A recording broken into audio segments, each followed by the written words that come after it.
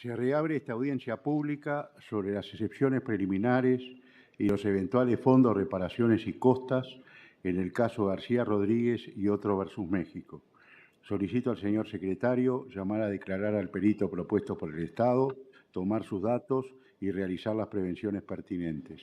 Adelante. Gracias, presidente. Rogelio Arturo Bárcena Zubieta.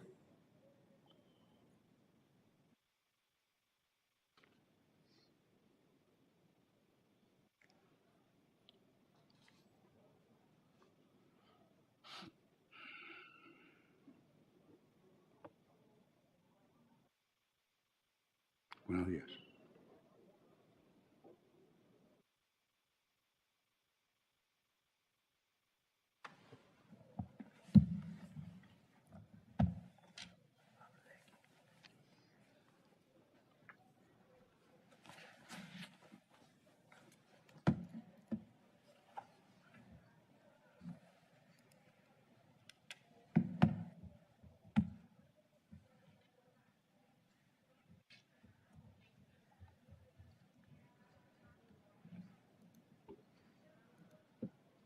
Buenas tardes, señor perito.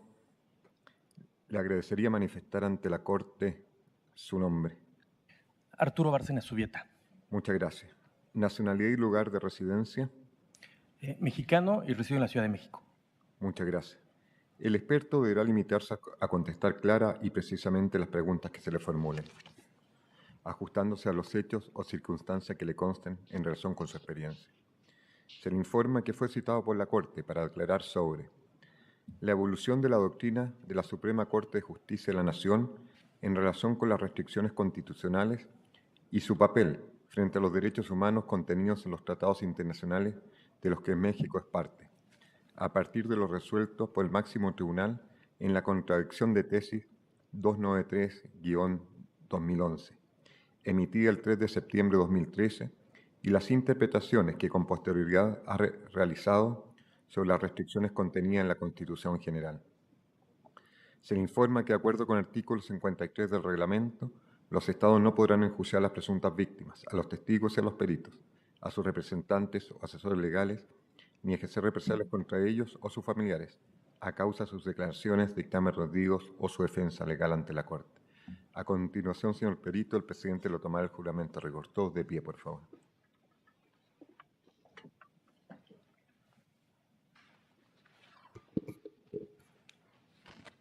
Juro declara solemnemente que ejercerá sus funciones de perito con todo honor y con toda conciencia. Muchas gracias. Señora, se toma el asiento.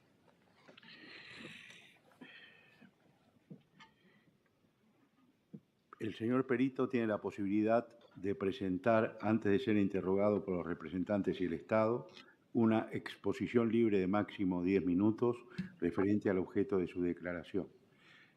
Proceda, le pido que, le indico que como hay interpretación, hable de una manera pausada en lo posible. Muchas gracias. Adelante. Gracias, señoría. Muy buenas tardes a todas y a todos. En primer lugar, pues me gustaría recordar lo que ya se mencionó sobre cuál es el objeto de mi peritaje.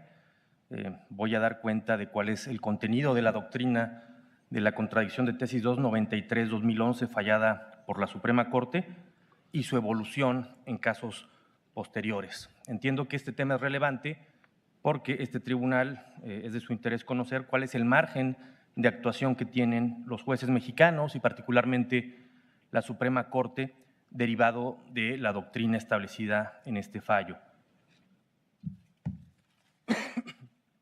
Voy en primer lugar a exponer entonces qué fue lo que se decidió en esta sentencia. Es una contradicción de tesis, diría rápidamente que es una contradicción de tesis, es un medio procesal que tiene la Suprema Corte para unificar doctrina. Cuando dos tribunales inferiores tienen criterios contradictorios sobre un mismo punto de derecho, la Suprema Corte, a través de este medio procesal, establece cuál es el criterio, digamos, correcto en el sistema jurídico mexicano.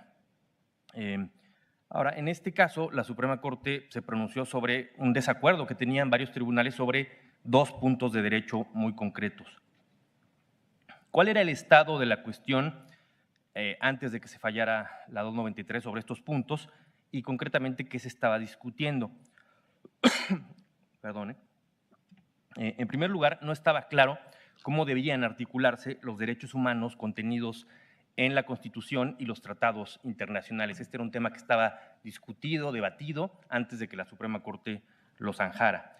Y tampoco estaba claro cuál era la fuerza o la vinculatoriedad de la jurisprudencia interamericana. Había distintas posiciones al respecto.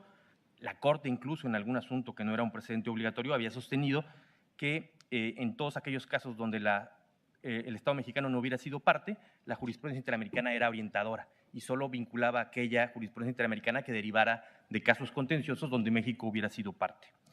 Entonces, no estaban claras estas dos cuestiones y son los temas que vino a resolver la contradicción de tesis. ¿Qué es lo que resolvió? Bueno, también dos puntos muy concretos. Por un lado, sostuvo que los derechos humanos de fuente internacional tienen rango constitucional. Esto es algo que no existía previo, es un criterio que no estaba reconocido anteriormente y la Suprema Corte a través de esta contradicción lo dejó como un criterio obligatorio. Y también estableció que era vinculante toda la jurisprudencia interamericana, no nada más la jurisprudencia derivada de casos contenciosos en los cuales el Estado mexicano hubiera sido parte. Estos son los dos puntos de derecho que se resolvieron con carácter obligatorio. ¿Cuál es la importancia de esta contradicción de tesis, de esta sentencia? Me gustaría decirlo porque creo que es importante dar este contexto a este tribunal. La contradicción de tesis 293-2011 supuso un cambio de 180 grados en la justicia constitucional mexicana. Vino a transformar de una manera radical la práctica procesal, especialmente del medio de control y de protección de derechos más importante que tiene nuestro país, que es el juicio de amparo, en el cual pues, anteriormente no se podían invocar como violaciones a la Constitución los derechos que están establecidos en tratados internacionales. Y este criterio también ha supuesto una incorporación muy robusta de los estándares internacionales de derechos humanos en la práctica jurisprudencial de los tribunales mexicanos y particularmente de la Suprema Corte. No solo se han incorporado las fuentes, sino también las interpretaciones de los órganos autorizados a realizar esas interpretaciones, como es el caso de la Corte Interamericana respecto de la Convención Americana sobre Derechos Humanos. Incluso, esto también es una realidad cotidiana, la Suprema Corte ha aplicado de manera directa derechos humanos de fuente internacional que no están en la Constitución para resolver casos concretos. E incluso ha utilizado esos derechos humanos para enjuiciar la constitucionalidad de normas aprobadas democráticamente por el Parlamento mexicano y las ha declarado inconstitucionales, de tal manera que la vitalidad y la fuerza que tienen los estándares internacionales de derechos humanos me parece incuestionable, derivado de lo que se estableció y se clarificó como criterio obligatorio en la contradicción de tesis 293-2011. Ahora bien, la parte que aquí nos interesa quizás más, es verdad que en la contradicción de tesis se introdujo una consideración que no estaba en el proyecto inicial, y la razón por la que no estaba la explicaré con un poco más de detalle más adelante, en la que se señaló literalmente lo siguiente, y lo leo textualmente, se abren comillas, derivado de la parte final del primer párrafo del citado artículo primero constitucional, cuando en la Constitución haya una restricción expresa al ejercicio de los derechos humanos, se deberá estar a lo que indica la norma constitucional. Esta es la cláusula que se agregó en esta sentencia. Ahora bien, en mi opinión, esta consideración, que como decía no estaba originalmente en el proyecto y se agregó, debe leerse como un obiter dictum. ¿Por qué un obiter dictum? Por dos razones. Básicamente porque en la discusión del asunto, este tema de las restricciones no formaba parte de la litis. La Corte no se pronunció sobre asuntos en los cuales se haya planteado una tensión entre lo que establece la Constitución y los tratados internacionales. No eran asuntos de tensión entre estas dos fuentes. De tal manera que si uno revisa la sentencia, este punto no estaba a discusión. Sin embargo, se agregó esa consideración en dos partes de la sentencia. Si ustedes analizan o pueden ver la sentencia, hay dos lugares donde está esta consideración que acabo de leer, colocada de manera aislada, sin ninguna explicación, sin ningún contexto. De tal manera que la sentencia de la contradicción tesis 293 no dota de ningún contenido a la expresión restricción constitucional expresa, no clarifica cuáles son las condiciones de aplicación de ese concepto. De tal manera que no hay en la sentencia de la contradicción tesis 293 una doctrina sobre las restricciones constitucionales. Me parece que esto refuerza la idea de que es un obiter dicta o un obiter dictum si uno lo compara con cómo se justificaron las otras dos decisiones, la decisión de considerar las normas de derecho internacional de derechos humanos con rango constitucional y la decisión de considerar a la jurisprudencia interamericana como obligatoria. Ahí hay una explicación muy robusta de esas decisiones y una justificación también muy desarrollada de las mismas, de tal manera que esos son los puntos obligatorios de la contradicción de tesis. Esos son los puntos que han trascendido a la práctica constitucional mexicana y la han transformado durante los últimos años. Me parece que también abona a esta idea de que es un obiter el hecho de que si uno revisa los votos particulares y concurrentes de los ministros y ministras que fallaron la 293, va a encontrar diferentes concepciones de lo que es una restricción constitucional. O sea, no hay un acuerdo sobre a qué nos referimos con una restricción constitucional, con ese concepto. Ahora bien, teniendo en cuenta esto, pues parece muy complicado que una consideración que no está explicada, que no está justificada, que no tiene condiciones de aplicación, pueda guiar la práctica de los operadores jurídicos. No la puede guiar, digamos, eficazmente. Y lo que yo sostengo es que efectivamente esta consideración en casos posteriores no condicionó la aproximación que tuvo la Corte a situaciones de tensión entre lo que establece la Constitución y los estándares internacionales de derechos humanos. De tal manera que lo que yo he dicho hasta ahora simplemente sería, por decirlo de algún modo, una posición teórica, si no encontrara, como me parece que encuentra, un respaldo en evidencia empírica. Y cuando digo evidencia empírica me refiero a los casos que están citados ampliamente en mi dictamen, y que lo que muestran es que precisamente ante estas situaciones de tensión entre la Constitución y los tratados internacionales o los estándares internacionales de derechos humanos, la respuesta no estuvo dada de antemano, de manera automática, por esa consideración que está recogida en la contradicción de tesis 293. Y ya para cerrar en esta primera intervención, me parece claro, en mi opinión, que la contradicción tesis 293 no cierra la discusión en relación con las restricciones constitucionales, no ata de manos a la Suprema Corte respecto de qué tiene que decidir cuando se enfrente a estos supuestos de tensión y particularmente a los que interesan para efectos de esta audiencia. De hecho, me parece que los proyectos que se han conocido esta semana, que se han hecho públicos, donde se analiza el tema de la prisión preventiva oficiosa, son una muestra de que la Corte no está atada de manos y que hay diferentes aproximaciones para enfrentar el problema de las restricciones constitucionales. Con esto dejaría mi intervención y estoy a su disposición a responder cualquier duda o comentario sobre lo que he dicho. Muchas gracias. Daré la palabra a la representación del Estado para que proceda con el interrogatorio. Indicar, por favor, quién va a hacer uso de la palabra. Adelante. Muchas gracias, señor presidente. Alejandro Celorio, consultor jurídico. Doctor Bárcena, gracias por su peritaje. Usted mencionó en su intervención que con posterioridad a la resolución de la contradicción de tesis 293-2011 de la Suprema Corte, la Suprema Corte se ha enfrentado a casos en los que existe una tensión entre lo que establece el texto constitucional y los estándares internacionales de derechos humanos. ¿Podría desarrollar un poco más este punto y explicar la forma en la que la Suprema Corte de Justicia de la Nación, México, ha resuelto estos asuntos? Con mucho gusto, muchas gracias por la pregunta. A mí me parece que si uno analiza, no una sentencia, sino pues el conjunto de sentencias que se han dictado sobre este tema en los últimos años, lo que puede ver es que la metodología que la Corte ha utilizado es hacer un análisis casuístico en el que caso por caso atiende y ve cuáles son las características que tiene la norma constitucional o la interpretación de esa norma constitucional. Eso es muy importante. A veces la tensión no se presenta claramente entre el texto de la Constitución y los estándares interamericanos o internacionales, sino entre la interpretación de la Corte, de la Suprema Corte, de ese texto. Entonces, la Corte analiza en cada caso concreto esos esas situaciones y pues decide atendiendo pues, los problemas que plantea esa situación.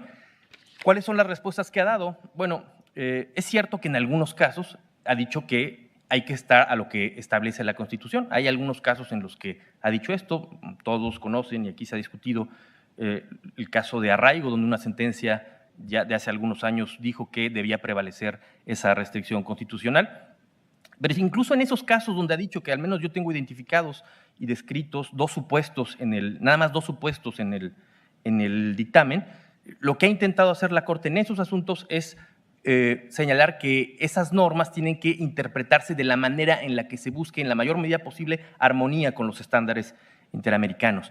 Pero me parece que esas dos sentencias no son representativas en realidad de lo que ha sido la tendencia mayoritaria en la aproximación de la Suprema Corte. Hay muchos casos de tensión entre Constitución y estándares internacionales donde abiertamente ha preferido el estándar interamericano o el estándar internacional. Pues, ¿qué es lo que pasa? Yo creo que esas sentencias tal vez no sean muy conocidas, lo ha hecho la Corte pues, de manera, digamos, un poco discreta. No ha habido una atención mediática sobre esas sentencias, pero están ahí a la vista del que las quiera analizar, decisiones donde, teniendo esta atención, ha optado por aplicar el estándar interamericano. Así que esa es la manera en la que yo podría contestar que se ha atendido este problema. Muchas gracias. Segunda pregunta. Algunas opiniones señalan que la prevalencia de las restricciones constitucionales es jurisprudencia vigente y aplicable, y que los tribunales no pueden inaplicar o reinterpretar tales criterios. ¿Cuál sería su opinión al respecto? Bueno, creo que ya un poco lo expliqué, pero creo que lo puedo desarrollar un poco más. Creo que no se puede considerar un criterio obligatorio cuando las condiciones de aplicación de ese criterio no están claras, cuando no hay casos concretos donde, pues, por ejemplo, se haya sancionado a un juez que haya optado por un estándar internacional en detrimento de lo que dice la Constitución. La jurisprudencia es obligatoria y se supone que se tiene que seguir. Yo no conozco en este caso de las restricciones a ningún juez que haya sido, el caso de ningún juez que haya sido sancionado por apartarse de lo que establece el texto constitucional y sin embargo lo que sí conozco son casos concretos de jueces en materia penal, por ejemplo, que han inaplicado lo que dice la Constitución por lo que ve a la prisión preventiva oficiosa y han optado por, utilizando el principio pro persona, optado por resolver el asunto con el estándar internacional. Pues eso es, como decía, pues una aproximación al tema que se ha adoptado ya por órganos jurisdiccionales y, en mi conocimiento, no han sido sancionados por esa razón, a pesar de que, en teoría, ese criterio es obligatorio. Pero si ese criterio no es lo suficientemente claro, ¿cómo se va a seguir? Plantea muchas dudas, casos concretos donde nos podemos preguntar qué es una restricción o si estamos frente a una restricción. Y creo que la 293 en ningún momento clarifica esto. Muchas gracias. Siguiente pregunta. En caso de un juez o jueza inapliquen lo resuelto en la contradicción de tesis 293-2011, ¿se les fincaría un procedimiento de responsabilidad administrativa y sus respectivas sanciones? Bueno, esto es interesante. A ver, en el caso mexicano es cierto que se considera o se ha llegado a considerar que el desacato de la jurisprudencia, al ser un criterio obligatorio, puede conducir a responsabilidad administrativa y ha habido casos, en mi opinión y en mi conocimiento, no muchos, donde se ha sancionado a jueces por esa razón. Ahora, repito, lo que yo no conozco es casos de jueces o juezas que hayan sido sancionados por incumplir la contradicción de tesis 293. Y lo que sí conozco son casos de jueces que han desaplicado la prisión preventiva oficiosa en casos concretos y pues no han sido reconvenidos ni mucho menos por el Consejo de la Judicatura Federal. Muchas gracias. El Estado no tiene más preguntas. Gracias, doctor. Muchas gracias a la representación del Estado y al señor perito. Daré ahora a la representación de las presuntas víctimas la palabra para que procedan con el interrogatorio e indicar quién se hará cargo. Adelante. Buenas tardes, nuevamente integrantes de la Corte, presidente, con su venia, proceda al interrogatorio. Doctor Bárcena, buena tarde. Menciona en el peritaje que el criterio sobre prevalencia de restricciones constitucionales expresas constituye obiter dictum, que no es vinculante. ¿Nos puede explicar, por favor, por qué este punto fue materia de votación? Resolutivo segundo, tiene 10 votos y la sentencia sostiene, cito, que debe prevalecer con carácter de jurisprudencia dicho criterio, que además se plasmó en una tesis específica con rubro de jurisprudencia, del Pleno, votación, etcétera. Sí, con mucho gusto. Muchas gracias por la pregunta. El hecho de que esté votado me parece que no va en contra del punto que yo estoy sosteniendo. Yo lo que sostengo es que ese no era un punto de contradicción. Los jueces y las juezas perfectamente pueden pretender que se introduzcan en las sentencias consideraciones que no son estrictamente necesarias para resolver los asuntos. Esos son los óbiter. Y puede haber un acuerdo en que se introduzca un óbiter. Ahora, de ahí a que una consideración que no tenía que ver con la litis del asunto tenga que tener el carácter de precedente obligatorio, a mí, en mi opinión, me parece discutible. Y yo no estoy negando que esa consideración esté en la sentencia, ni tampoco estoy negando que esté en la tesis. Lo que digo es que admite una lectura, en mi opinión, de un obiter dicta o de un obiter dictum por las razones que ya expliqué. Y digo aún más, incluso en la práctica jurídica mexicana de los tribunales de amparo no era para nada extraño que se incluyeran en las tesis consideraciones que en realidad no tenían que ver con el asunto. La reforma judicial del año pasado ataca este tema directamente y establece en la ley de amparo que no se pueden introducir en las tesis, que son donde se recogen los criterios obligatorios, no se pueden introducir cuestiones que no hayan sido necesarias para resolver el asunto, ¿no? Entonces, esta sería la explicación de esto que me preguntan. Muchas gracias. En ese sentido, ¿puede existir jurisprudencia nominalmente así señalada con votación calificada del Pleno que no sea jurisprudencia? En mi opinión, puede existir dentro de una tesis una consideración que se pueda discutir si esa consideración tiene el carácter obligatorio, si no tiene que ver con lo que se estaba discutiendo en ese caso. O que se reinterprete. Decía yo hace rato que hay jueces que han interpretado, por ejemplo, que esa cláusula, que a algunos les parece muy clara y a mí no me lo parece, que habla de las restricciones, se refiere a las restricciones del artículo 29 constitucional. En la Constitución mexicana, en el artículo 29 se regula la suspensión y restricción de derecho en estados de emergencia. Y hay quien considera que esa referencia a las restricciones se refiere a la del artículo 29 y, por ejemplo, esto es lo que permite que se pudiera decidir, una vez hecha esa consideración, pues incorporando los estándares interamericanos para resolver un caso como el de la prisión preventiva oficiosa. Esa sería mi respuesta. Gracias, doctor. ¿Qué opinión tiene sobre la postura del Estado mexicano en el ámbito internacional? El Estado en su conjunto, no uno de los poderes como el judicial, que refirió al Comité de Derechos Humanos en 2019 justamente que esta regla de prevalencia de restricciones constitucionales sobre normas convencionales era jurisprudencia obligatoria para todos los jueces. Brevemente, para ilustrar el punto, me permito citar el 6º informe periódico que México presentó al Comité de Derechos Humanos, donde señala, cito, derivado de la contradicción de tesis 293, se establecieron 2 criterios jurisprudenciales de observancia obligatoria para los órganos jurisdiccionales de todo el país. Inciso A, y el último párrafo justamente plantea esto: cuando en la Constitución haya una restricción expresa al ejercicio de los derechos humanos, el operador judicial deberá estarse a lo que indica la norma constitucional. Es un informe, digamos, del Estado donde está señalando nuevamente el carácter obligatorio y de aplicación para todos los jueces del orden jurídico. Lo que está diciendo el informe está reiterando literalmente lo que dicen las tesis.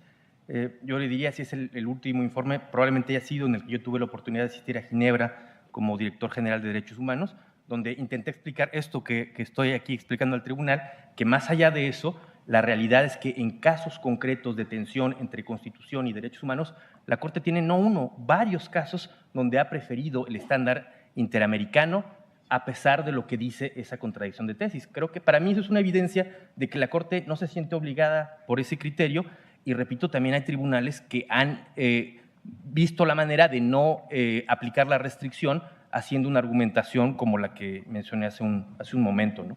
Entonces, sí, eso lo dice el Estado, el informe no lo hizo el Poder Judicial, no lo hizo en este caso la Oficina de la Corte, pero en mi comparecencia en Ginebra yo expliqué esto mismo que estoy señalando el día de hoy.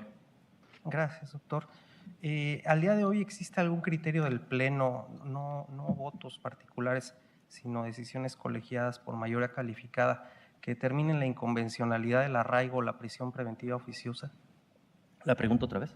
¿Existe alguna decisión del Pleno que considere por mayoría calificada la inconvencionalidad de la prisión preventiva oficiosa o del arraigo? A ver, de la prisión preventiva oficiosa, pues entiendo que ese problema no se ha planteado directamente y por esa razón pues no existe un criterio. Como ustedes saben, esta semana se hicieron públicos 2 proyectos donde se están dando 2 respuestas que me parece desde distinto ámbito, desde distintas perspectivas, están intentando responder a ese problema incorporándoles los estándares de derechos humanos, los estándares internacionales de derechos humanos. De tal manera que yo esperaría que la Corte en los próximos días hará el trabajo que tiene que hacer y desde luego no será relevante esta consideración que está en la contradicción de tesis. Y si a algún ministro le parece relevante, como parece que es el caso del ministro Luis María Aguilar, que votó a favor de que se incluyera esa consideración, seguramente pedirá que se aparte la Corte de esa consideración, pero no del criterio de la contradicción de tesis 293, de los 2 puntos principales y obligatorios que establece. Pero bueno, también podemos ver el proyecto de la ministra Piña, que es público y en el cual considera que ni siquiera hay que apartarse de eso y que se puede dar una respuesta, por decirlo de algún modo, internamente, que sea también consistente con los estándares interamericanos de derechos humanos y particularmente lo relacionado con la prisión preventiva oficiosa. Gracias, doctor. Nada más para precisar, entonces solo son proyectos al día de hoy, no hay un criterio jurisprudencial. No hay un criterio porque el problema no se había planteado anteriormente, para que lo pudiera resolver de manera frontal. Muchas gracias, doctor. Sería todo por parte de la representación de las víctimas. Gracias. Muchas gracias a la representación de las presuntas víctimas y al señor perito. Pregunta a la señora jueza y a los señores jueces de la Corte si desean formular alguna pregunta. Juez Rodrigo Mudrovich, ¿va a realizar preguntas? No, señor presidente. Muchas gracias, señor juez. Jueza Patricia Pérez Golver, ¿realizará preguntas?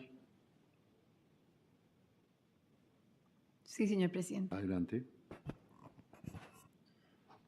Muy buenas tardes, doctor Bárcena. Lo hemos escuchado con mucha atención y en particular me asiste una duda.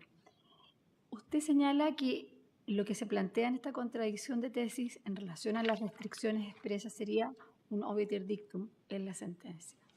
Simplemente producto de mi desconocimiento de cómo se articula y se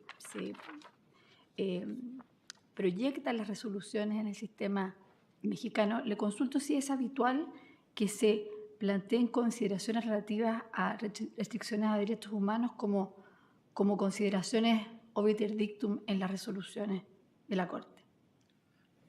Específicamente sobre restricciones, no conozco yo otro criterio donde se haya establecido pues, un criterio sobre restricciones y que además tenga el carácter de obiter.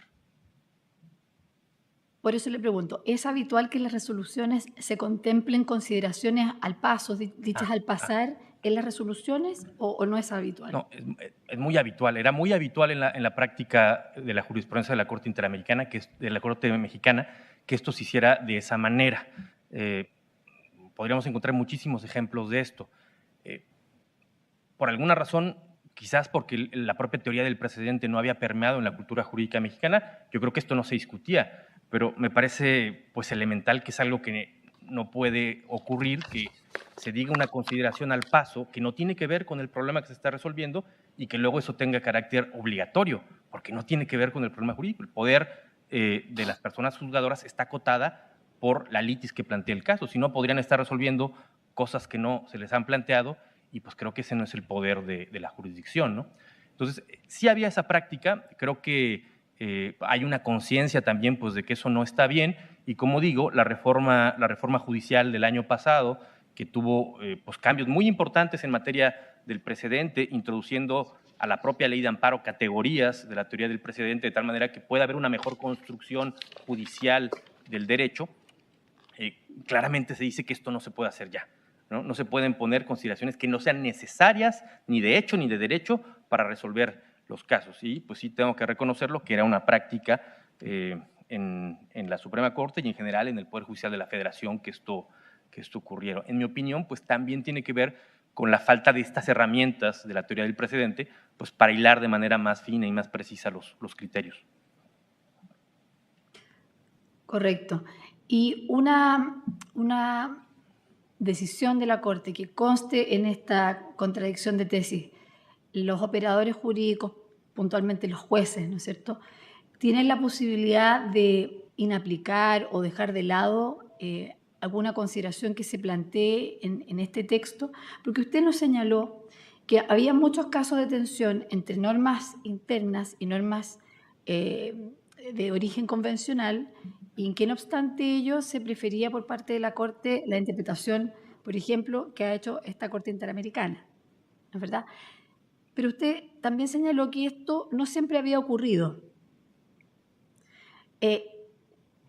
Entonces, mi consulta es, ¿tienen absoluta libertad los magistrados y magistradas de los tribunales para proceder de una manera distinta a cómo razonó la Corte, por ejemplo, en las restricciones puntuales a las cuales usted se ha referido, la prisión preventiva oficiosa y el arraigo? Claramente tienen una amplia libertad. Todos los días en el tribunal, al menos en el Poder Judicial de la Federación, se ejerce una autonomía, una independencia y una libertad para fallar los casos como ellos consideren.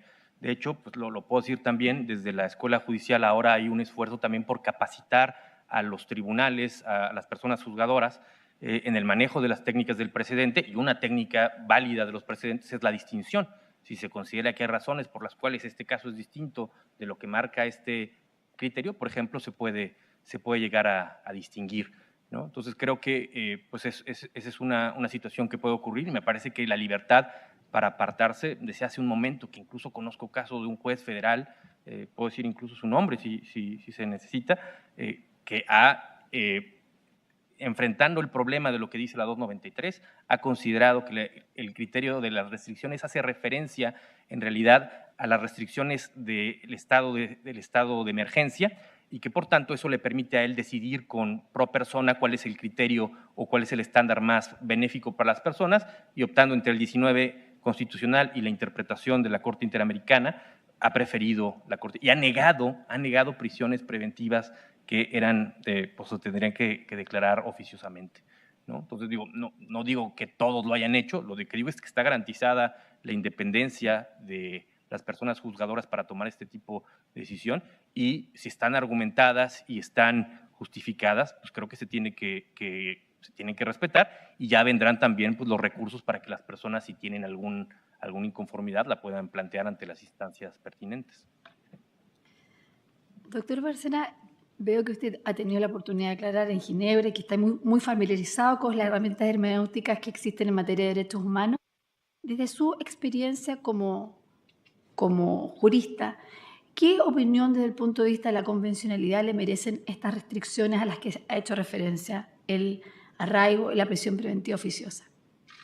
Si me parecen que son convencionales esas restricciones, bueno, entiendo que este no era el punto de mi dictamen, pero si el Estado no tiene inconveniente, yo podría contestar sin ningún problema. Y que usted mismo se refirió al arraigo y la prisión preventiva oficiosa, por eso le pregunto. ¿Perdón? Usted mismo se refirió al arraigo y a la prisión preventiva oficiosa. Por eso con gusto doy mi opinión, que no todos los días está uno frente al Tribunal de Derechos Humanos más importante de la región. A mí me parece que estas dos instituciones, y quizás la que tiene ahora más aplicación, como es la prisión preventiva oficiosa, no solo es contraria a los estándares interamericanos, sino que incluso yo diría es contraria a la propia Constitución, porque es cierto que la Constitución dice que se ordenará, los jueces deben ordenar la prisión, oficiosamente la prisión en ciertos delitos, pero se les olvida leer que arriba de esa frase, la Constitución también establece que las medidas cautelares tienen que cumplir con objetivos de cautela, y dice pues básicamente la protección de las víctimas, la investigación, que no se dañe a la comunidad, que la persona comparezca a juicio. Entonces, pues yo no entiendo por qué eso no se aplica si también está ahí en la Constitución. Pero claramente hay un problema, me parece, de tensión o de violación directa de lo que establecen los estándares internacionales, incluso yo diría hasta con la división de poderes, porque si uno interpreta, como se ha interpretado en la práctica, la prisión preventiva oficiosa, lo que implica es que los jueces no pueden ejercer la jurisdicción porque el legislador ya les dijo qué es lo que tienen que hacer. Entonces, a mí me parece que incluso hasta ahí hay un problema. Pero realmente, pues mi opinión no es relevante, digamos, para la resolución de estos casos en el país. Yo lo que creo es que lo que ha fallado la Suprema Corte en materia de restricciones da un espacio para que la Suprema Corte decida, y no me cabe duda que lo van a hacer en un diálogo intenso, respetuoso con los estándares interamericanos de derechos humanos, porque esa es la trayectoria de la Corte en los últimos 10 años. Cualquiera que conozca los criterios de la Corte se dará cuenta que es una realidad hoy en día, como la Corte mexicana ha incorporado esos estándares y los ha aplicado y ha entrado en un diálogo muy intenso con el sistema interamericano. Esa sería mi respuesta, señoría. Muchas gracias, doctor. Usted también mencionó la existencia de algunos proyectos. Si nos pudiera ilustrar proyectos en los que se han discutido estos temas, yo no los conozco. Si nos pudiera ilustrar de qué van, de qué se tratan y qué es lo que se está planteando en esta línea. Sí, soy completamente honesto, señoría. Esos proyectos se publicaron cuando yo venía viajando hacia acá y no los conozco, digamos, a profundidad. No conozco los casos a profundidad, pero digamos que sí tuve la oportunidad de asomarme a ver un poco cuál es la respuesta que se está dando a este problema que interesa para efectos de esta audiencia. Y entiendo que uno de los proyectos, que es en una vía que se conoce como acción de inconstitucionalidad, que es un control de constitucionalidad en abstracto, uno de los proyectos a cargo del ministro Luis María Aguilar, lo que sostiene es que la prisión preventiva es inconvencional, o sea, así lo dice. Por lo demás, esta es una postura que ya algunos ministros habían dicho, o sea, tampoco es novedad. El presidente de la Corte, el ministro Arturo Saldívar, ha dicho no una vez, en varias ocasiones, en distintas intervenciones, que él considera que la prisión preventiva oficiosa es inconvencional. Y por otro lado, tenemos un proyecto, en lo que yo pude ver muy superficialmente, de la ministra Norma Piña, en la que no se aparta o no dice que hay que separarse de la 293, considera que puede hacerse una especie de interpretación conforme de la prisión preventiva oficiosa, de tal manera que sea respetuosa con los estándares internacionales de derechos humanos. O sea, yo creo que este es un problema que la Corte tiene a su disposición muchas herramientas para resolverlo. Y yo creo que los proyectos son una muestra clarísima de la disposición de las ministras y los ministros a atender esta situación, pues que de clara atención en lo que establece la doctrina interamericana y la Constitución. No me cabe duda del compromiso de todas ellas y todos ellos. Muchas gracias, doctor. Una última consulta. Y esto también nuevamente es porque desconozco en la práctica cómo funcionan las figuras a las cuales usted ha hecho referencia. En el arraigo y en la prisión preventiva, concretamente, en la prisión preventiva oficiosa, hemos escuchado acá que están ciertas figuras delictivas mencionadas en la disposición constitucional y en base a la imputación que se hace por parte del Ministerio Público, es posible que una persona quede efectivamente en prisión preventiva si está sindicada como autor o autora de ese ilícito. Y ahí simplemente lo vinculo a lo que usted nos comentaba momentos antes respecto de la independencia y la autonomía judicial. ¿El tribunal puede tomar en consideración, por ejemplo, formas imperfectas de ejecución del delito, si el delito está atentado, está en grado frustrado, o el grado de participación, se actúa como autor, cómplice, encubridor? ¿Puede tomar consideraciones, puede tener consideraciones a la vista distintas a la mera penalidad asignada en forma abstracta? Es decir, ¿puede tomar consideraciones que serían propias de una aplicación concreta o necesariamente se tiene que atener a la pena, digamos, abstracta establecida en el delito? Sí. O sea, creo que en realidad, para efectos de la prisión preventiva oficiosa, no es tan relevante la pena. Lo que es relevante es que esté el delito, el tipo, incluido en el catálogo que establece la Constitución y luego también el Código Nacional. Lo que sí creo que se ha hecho, y también está explicado en el dictamen, hay ocasiones, la Corte decía, yo no he enfrentado directamente el problema de la inconvencionalidad de la prisión preventiva oficiosa hasta ahora. Creo que ya en estos proyectos ya no hay manera de eludir esa cuestión. pero sí había tenido algunos asuntos donde, por ejemplo, entiendo, me parece que el tema era que si eran el delito en grado de tentativa, no se consideraba, si la acusación era por el delito en grado de tentativa, no se consideraba que se estaba en el supuesto de prisión preventiva oficiosa, incluso aunque el delito estaba descrito en el catálogo que está en la Constitución. Entonces, la Corte ha tenido estrategias que, digamos, bordando, me parece que es la línea que usted comenta, pues ha intentado también debilitar de alguna manera los alcances de la prisión preventiva oficiosa. Correcto. Estaba tratando de entender cuál es el margen de autonomía, ¿cierto?, que tienen los tribunales finalmente para pronunciarse. Una última consulta. Usted señaló momentos antes que no tenía conocimiento de magistrados o magistradas que hubieran sido sancionados por tener un criterio distinto en esta materia, ¿no es cierto? Por ejemplo, inaplicar la prisión preventiva oficiosa. Pero dijo que me llamó la atención que el desacato a jurisprudencia podía generar responsabilidad administrativa de los funcionarios. ¿Eso cómo en México? ¿Cómo se canaliza? ¿Eso se reporta a alguna institución? ¿Hay estadísticas? Si nos pudiera ilustrar, por favor. Sí, el Consejo de la Judicatura también que es la institución, digamos, de gobierno del Poder Judicial de la Federación, pues también tiene encargado la disciplina de las personas juzgadoras que integran el Poder Judicial. Y ha habido interpretaciones en el sentido de que no atender la obligatoriedad de la jurisprudencia se puede llegar a considerar un error inexcusable. Y ahí, atendiendo al marco normativo del Poder Judicial de la Federación, ha habido casos donde se ha llegado a sancionar a jueces por no acatar lo que dice la jurisprudencia.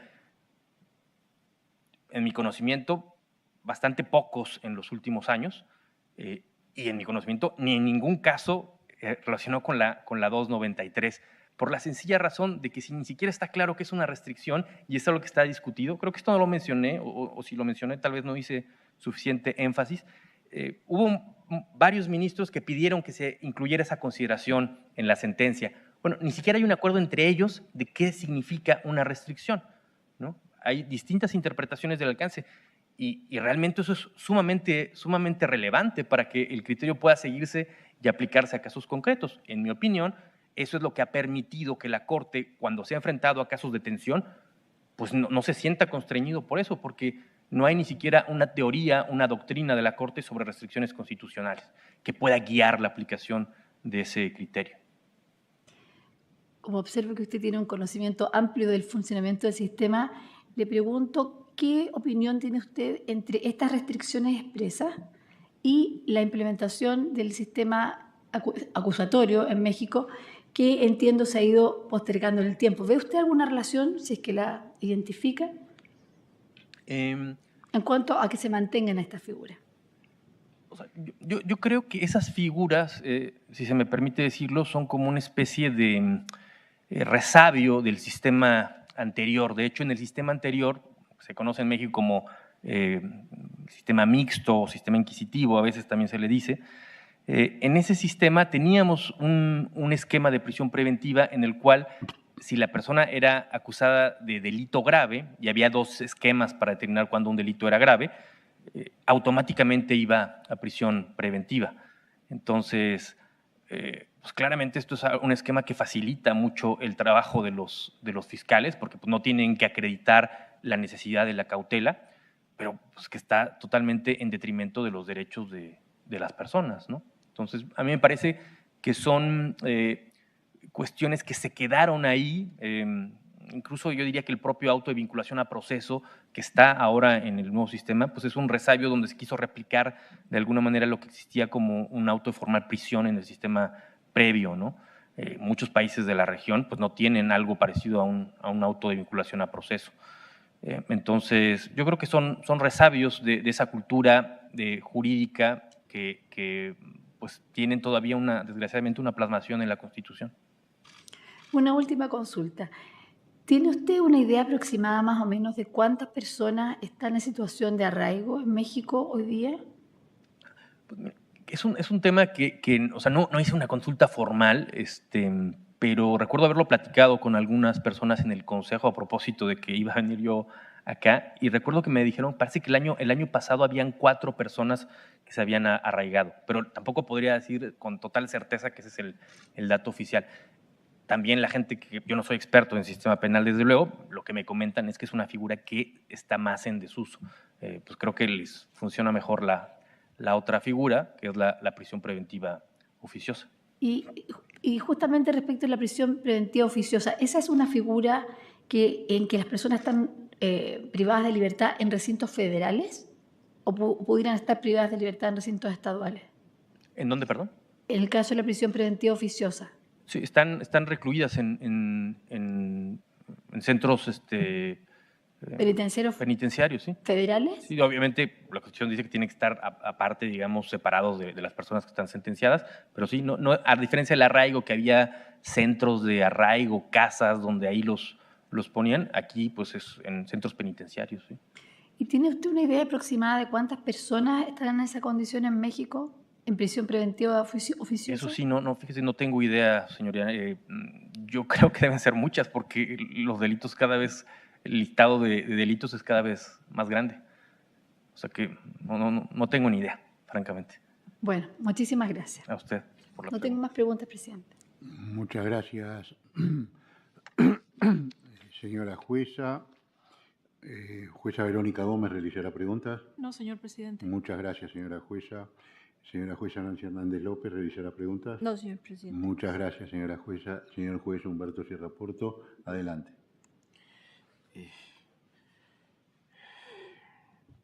Don Jorge Arturo Bárcena. ¿Cuál es la razón de ser de su peritaje? ¿Qué es lo que se pretende con su peritaje? Porque usted nos está explicando la contradicción de tesis y la posición de la Corte Suprema. ¿Por qué eso es relevante para este caso? Aunque esa pregunta entiendo que tendrá que responder al Estado en sus alegatos, pero usted tiene que saber por qué está aquí y por eso le pregunto. Sí, nunca me lo dijeron. Yo entiendo que esto es relevante precisamente porque dependiendo de cuál sea el desarrollo de esa doctrina, pues sería importante para esta Corte conocer cuál es el margen de maniobra que tienen los tribunales mexicanos, especialmente la Suprema Corte, para resolver este problema de la prisión preventiva oficiosa y su tensión con los estándares interamericanos. Vale. Usted discúlpeme que si le hacen la pregunta así tan de golpe, que son las evidentes a veces. La regulación de la prisión preventiva oficiosa y del arraigo ¿están en la Constitución? ¿Que si están en la Constitución? Sí, sí están en la Constitución. Muy bien. Porque si están en la Constitución, ¿cuál es ese margen de maniobra que tiene la Corte Suprema a la hora de decidir si la aplica o no la aplica? Sí, ya lo explicaba hace un momento, o sea, lo podemos ver en los proyectos que ya están a la vista de todos, son del conocimiento público. Una opción… Son proyectos de sentencia a los que usted se refiere. Sí. Los proyectos están publicados y son del conocimiento general. Una opción, que es la que opta uno de los ministros, el ministro Luis María Aguilar, es decir, que la prisión preventiva es inconvencional. Por tanto, lo que va a pasar si es que esa postura obtiene mayoría sería que no se aplicaría la norma constitucional por considerarla que es inconvencional. Repito, esto tampoco es una novedad en el sentido de que no es que no haya ministros o ministras que antes hayan dicho una cosa como esa. El ministro presidente Arturo Saldívar lo dijo respecto del arraigo, que era inconvencional, y lo ha dicho también respecto de la prisión preventiva oficiosa. Otra posibilidad sería, como lo propone, entiendo, y me disculpo porque no tengo, repito, un conocimiento tan profundo de los proyectos, apenas pude echar un vistazo a algunas consideraciones. Otra posibilidad sería, como lo establece el proyecto de la ministra Norma Piña, es que se hiciera una especie de interpretación conforme de esa figura de la prisión preventiva oficiosa. Los problemas constitucionales ¿Cómo se puede siempre hacer una interpretación conforme? La norma establece la prisión preventiva oficiosa. ¿Perdón? La Constitución establece la prisión preventiva oficiosa y establece las causales o los delitos de que tendrían que ser cobijados por este tema. ¿Qué puede decir la Corte Suprema sobre eso? ¿Qué podría decir? Sí, ¿cómo podría no aplicarlo? Sería con la excepción de inconvencionalidad. No, lo explicaba hace un momento. O sea, lo que dice la Constitución es que el juez ordenará la prisión preventiva oficiosamente en estos casos. Pero justo arriba de donde dice eso, en el mismo párrafo, también dice que las medidas cautelares deben de cumplir con los objetivos de la cautela. lograr la Hay comparación. una persona que está siendo denunciada o investigada por un delito de corrupción de los que aparecen allí. Cuello blanco, todos los que aparecen allí que pueden ser señaladas. ¿Tiene el juez alternativa de hacer algo diferente, de aplicar lo que dice la Constitución? Sí, le digo que conozco a un juez, el juez lo va a decir, el juez Eduardo Osorio, donde claro que ha tenido una alternativa y no ha aplicado la prisión preventiva oficiosa ante una petición de la Fiscalía concreta sobre este punto. Él ha dicho que las restricciones a las que se refiere la contradicción de tesis 293 son las del artículo 29, que son restricciones en estado de emergencia, y que por tanto, una vez que ha aclarado eso, él está en libertad de elegir con el principio pro persona cuál es el estándar más favorable, y dice, el estándar más favorable es el interamericano, por tanto no te concedo oficiosamente en automático la prisión preventiva. Más o menos ese es el razonamiento, espero hacer. Una persona que tenga 15 años de ser detenido preventivamente, ¿México tiene solución a esa situación? Una persona que… Sí, puede resolver jurídicamente. ¿Existe la posibilidad de que efectivamente se le resuelva la ¿Pero producto de situación? una prisión preventiva oficiosa? Sí. No creo que haya nadie todavía con prisión preventiva oficiosa de 15 años. Sí hay mucha gente que tiene prisiones preventivas justificadas de este sistema y del anterior, que han estado durante muchos años, y desde luego que sí habría manera de que se hicieran los planteamientos respecto de que la persona ha pasado mucho tiempo en prisión. Eso no le veo un problema. Vale. Muy bien. Muchísimas gracias. Un gusto. Muchas gracias, señor vicepresidente. Yo quiero que usted me clarifique cuál es el eje de su peritaje, ¿sí? De acuerdo a la convocatoria, usted debería informarnos sobre quiénes la evolución de la doctrina de la Suprema Corte de la Justicia de la Nación de México en relación con las restricciones constitucionales y su factor frente a los derechos humanos contenidos en los tratados internacionales de México a partir de lo resuelto en la contradicción de tesis 293-2011. Si yo no lo oí mal, su primera afirmación es que esta contradicción de tesis en realidad no establece una restricción constitucional, la existencia de una restricción constitucional. ¿Eso es lo que usted nos ha venido a decir? O sea, las restricciones constitucionales no las establece la tesis, las establece la Constitución. Lo que dije es que la contradicción de tesis incluye o se incluyeron una frase diciendo que cuando hay una restricción constitucional se tenía que aplicar lo que dice la Constitución, más o menos eso es lo que esa es la frase que se incluyó en la sentencia, pero no que la sentencia establezca las restricciones. De ninguna manera, las restricciones no las establece la Suprema Corte o las sentencias. Las restricciones están en la Constitución. El que las establece es el legislador democrático, el poder reformador, desde luego que a veces también con interpretaciones, digamos, adyacentes de los tribunales. Bien. A partir de esa afirmación, también cuando a usted se le preguntó, afirmó que, de acuerdo a su criterio, estas dos figuras del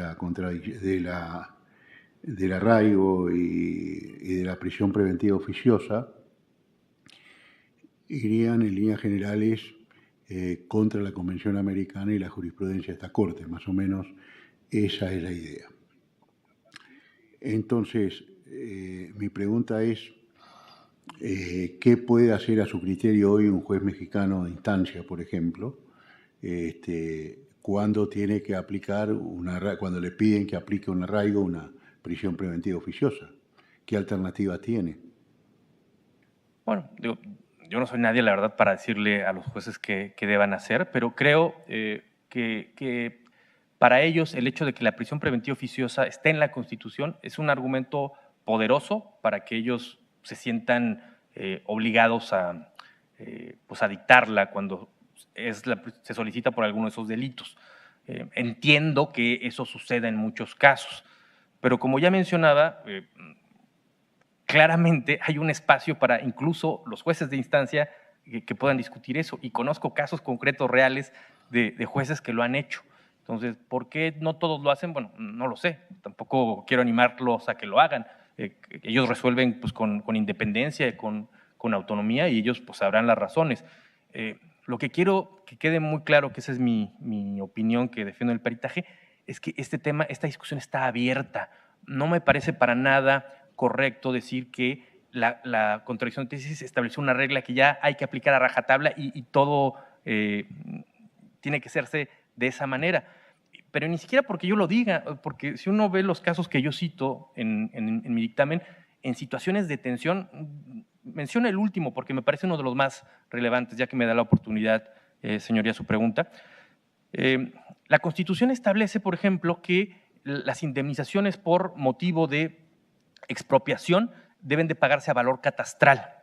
Como ustedes saben, la Convención Americana dice que las indemnizaciones por motivo de expropiación tienen que pagarse de acuerdo con un precio justo, pero la interpretación de la Corte Interamericana sobre qué es un precio justo es que es un valor comercial. Claramente, lo que dice la Constitución es más restrictivo que lo que establece el criterio interamericano. Y ha habido no uno, no dos, hasta 3 casos donde la Corte ha aplicado el estándar interamericano a pesar de que la Constitución dice valor catastral. Y esa es solo una muestra de la aproximación de la Corte a estos asuntos de tensión. Pues, ¿qué pasa? Que a lo mejor ese tema pues, no es tan, digamos, no suscita tanto interés, ¿no? Como es el de la prisión preventiva oficiosa. Y a lo mejor esas sentencias no son tan conocidas, pero ahí está lo que dijo la Corte, y ahí está el compromiso con los estándares interamericanos de derechos humanos, y ahí está la utilización del principio pro persona para seleccionar cuál es la norma más favorable que resuelve el caso, ¿no? Eso es lo que me gustaría señalar. Está claro, pero el ejemplo que usted señala, la Corte no declaró que había una restricción constitucional, ¿no? Entonces, si fueran las cosas como usted lo plantea, estamos tratando de razonar los dos a partir de lo que usted está afirmando. Usted ha reiteradamente señalado la existencia de 2 proyectos de sentencia. Primero, son proyectos de sentencia, no son decisiones, y no corresponde que hablemos de ello, pero ¿eso no será que está indicando que hay una cuestión que esta contradicción de tesis ha instalado, que es una verdadera restricción constitucional frente al amparo y al arraigo? No sé si me pudiera... La pregunta es, ¿por qué sigue habiendo amparo y arraigo? ¿Y por qué la Corte tiene que resolver el tema? Si fuera como usted dice. No, yo no estoy diciendo que, y lo dije hace un momento, que la Constitución no esté siendo obedecida, pero así como las leyes que son inconstitucionales también pues, se obedecen en tanto no hay un pronunciamiento de constitucionalidad. Entonces, cuando llega el problema a los tribunales, a las instancias, se zanja esa cuestión, y si la norma es inconstitucional, se deja de aplicar. O sea, creo que esa sería la explicación muy sencilla de ese fenómeno. Bien, una última pregunta. ¿Usted conoce algún caso de operador judicial, juez o jueza, sancionado por no haber respetado esta contradicción de tesis, lo que dice esta contradicción de tesis? No conozco ninguno, y casi me atrevería a decir que no existen. O sea, por no aplicar la regla de las restricciones, no habría manera de sancionarlos porque ni siquiera está claro que es una restricción. Pero también no los pueden haber sancionado porque la respetaron, la acataron, ¿verdad? Esa es una posibilidad, ¿no?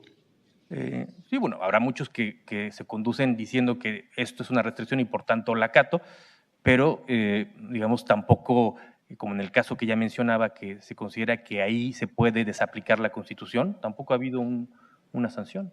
Bien, esta Corte le agradece sus declaraciones, no tenemos más preguntas que hacerle. Vamos